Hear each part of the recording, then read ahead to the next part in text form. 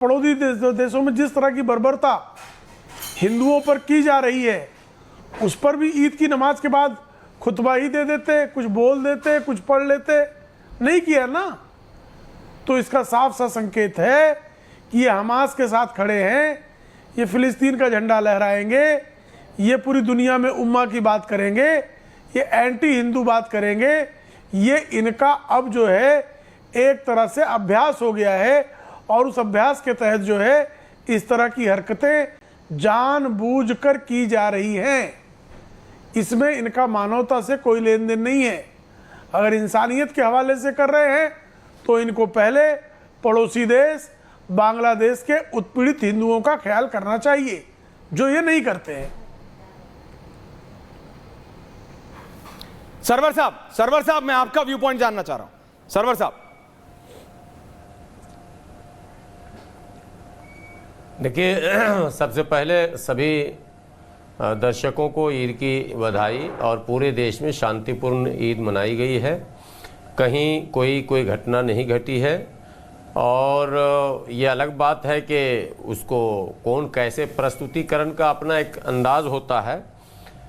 मुद्दा जो आपने उठाया है ये रियल में मुद्दा है, इसको इग्नोर तो नहीं किया जा सकता, और ये भी नहीं कहा जा सकता कि मुद्दे नहीं हैं।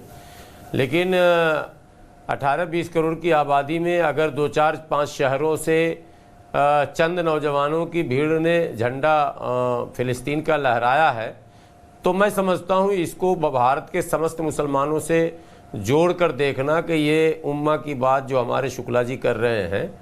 मैं हाफिज़ गुलाम सरवर, यूट्यूब पर हाफिज़ गुलाम सरवर ही सर्च करके देखिएगा, बांग्लादेश के हिंदुओं के समर्थन में, मजलूम अच्छी बात है, आपने हिंदुओं आपने अपने हिंदू भाइयों बहनों के लिए खड़े हुए हैं। सर फिर नहीं, मैं सिंपल आप ही से पूछ रहा हूं, आप क्यों पहले अनअपोलोजेटिकली, आप क्यों अनअपोलोजेटिक, मतलब उसको मैं हिंदी में क्या बोलूं, आप क्यों क्लियरली ये नहीं बोल सकते कि फिलिस्तीन का झंडा ईद की नमाज के बाद कोई उसका तात्पर्य नहीं है, उसका कोई मतलब नहीं है? आप मुझे बताइए, कोई रिलीजियस मतलब हो नहीं सकता। जब आप जानबूझ के भड़काने वाली बात है। आप क्लियरली बोलिए कि गलत है, गलत है, सही है। दादा, अब आप ऐसा है ऐश्वर्या जी, हमको लिख के दे दीजिए, क्या बोलना वही अगली बार दे दूंगा। जब आप बोलने ही नहीं दे रहे हैं। नहीं, अगर सुनोगे तो दे दूंगा। आप मेरी सुनोगे नहीं तब भी, तो मैं क्यों मेहनत करूं? पर बोलिए ना, मजाक की बात अलग है। Thank you. जब वाक्य पूरा नहीं करने देंगे तो कैसे होगा? दादा बोलिए। कह रहा हूं कि बांग्लादेश के मजलूम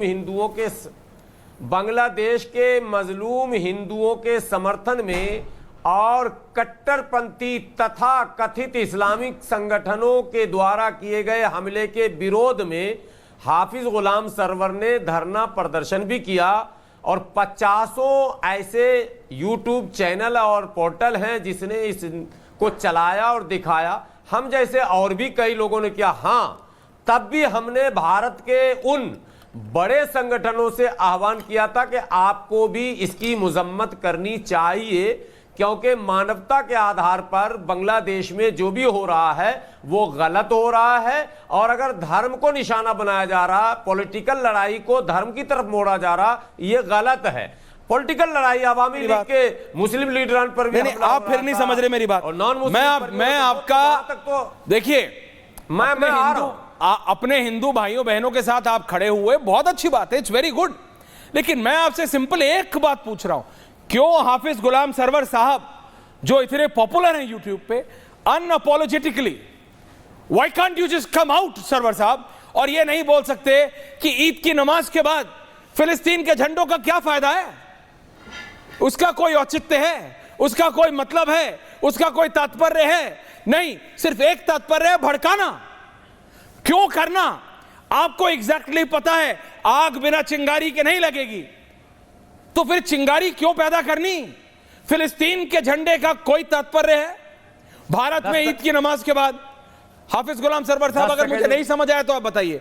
यही चीज मैंने प्रेम दादा से पूछी थी, यही चीज आपसे पूछ रहा हूं दादा। यस तो बताइए। यस बताइए।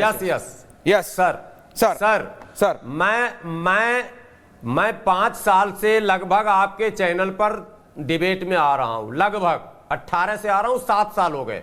मैंने कभी भी जुमा के दिन ईद के दिन किसी भी ऐसे आयोजन पे जो विशुद्ध रूप से धार्मिक आयोजन है उसमें किसी भी तरह के दूसरे मामले को शामिल करना या वहां से राजनीति की बात करना, मैं इसका हमेशा विरोध करता रहा हूं। और मैंने मुस्लिम संगठनों को भी कहा, जैसे ये काली पट्टी बांधने का आह्वान करना, ये करना, मैंने कहा भाई नमाज को नमाज रहने दीजिए और बाकी चीजों के लिए आप अलग से आह्वान कीजिए, अलग से अपील कीजिए। ठीक है, काली पट्टी पहन के आप पद यात्रा निकाल लीजिए, वो तो ठीक है, मौन पद यात्रा कर लेंगे हम, लेकिन मस्जिद को राजनीति का अखाड़ा नहीं बनाया जाए और मस्जिद के भीड़ का इस्तेमाल न किया जाए। ये मैंने शुरू से कहा है, ये मेरा आज भी ये फिलिस्तीन के झंडे पे तो बोल दो, 3 मिनट से बोल रहे हो सरवर साहब, ये फिलिस्तीन के झंडे पे तो बोल दो, इसका क्या औचित्य है? अब एक ही सवाल 3 बार रिपीट कर दिया था। अब मेरा सवाल, चलो अब आ जाओ। अब आखिरी जवाब है, इसके बाद रिपीट नहीं करेंगे आप। बताइए। आखिरी जवाब यह है कि फिलिस्तीन में जो अमानवीय घटनाएं घट रही हैं इसराइल और अमेरिका के द्वारा, मानवता को जिस तरह से कुचला जा रहा है, उसके सपोर्ट में अगर किसी ने अपनी आवाज उठाई है दुनिया में, तो न भारतीय दुनिया समाज के खिलाफ है, न भारतीय सरवर साहब डोंट ट्राई टू एक्ट खिलाफ। Over smart. अनुराग भदौरिया जी को भी लाइए। सरवर साहब देखिए, मैं आपकी बहुत इज्जत करता हूं, ये बात जानते हैं आप, जो अच्छा काम करते हैं। आप कह रहे हैं दुनिया में सिर्फ एक ही जगह मानवता पे प्रहार हो रहा है, सिर्फ एक ही जगह मानवता पे प्रहार हो रहा है दादा, और वो फिलिस्तीन है। नहीं, मैं आपसे पूछ रहा हूं, आप एग्जैक्टली जानते हो क्या हो रहा है? मैंने आपको बोला आग भड़काने से लगती है, आपको एग्जैक्टली पता है फिलिस्तीन के झंडे से क्या होगा? क्या आप मुझे कह रहे हो पूरे दुनिया में, पूरे ब्रह्मांड में सिर्फ एक ही जगह मानवता पे वार हो रहा है और वो है फिलिस्तीन, बाकी पूरी दुनिया में शांति है? नहीं ना, आपको एग्जैक्टली पता है। ईद की नमाज के बाद सब कुछ अच्छे से निकला। मैंने आपसे डिबेट भी की थी कि पूरी देश हिल गया, भाई क्या हो गया कि होली जुम्मे पे आ गई, वो भी शांति से निकल गया।